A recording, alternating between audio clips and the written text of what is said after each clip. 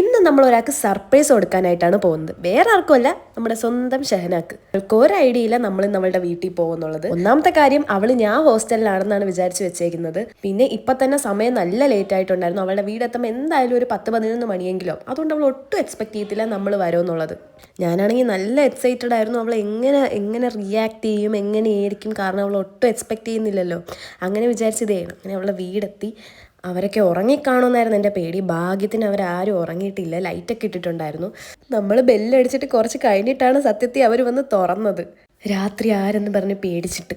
അവൾ വാ തുറക്കുന്ന മുഖം വീഡിയോയിൽ കിട്ടിയില്ല ഗൈസ്. അതായിരുന്നു എൻ്റെ റിഗ്രറ്റ്. എന്തോ പോലെ ആയിപ്പോയി, പ്രതീക്ഷിച്ചില്ല.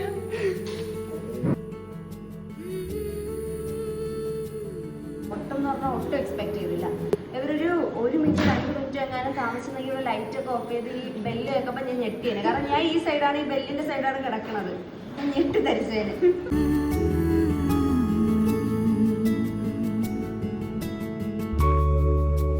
അങ്ങനെ തോണ്ടിയാണ് ഈ കേക്ക് ഇങ്ങനെ ആഫ്റ്റർ എഫക്ട്.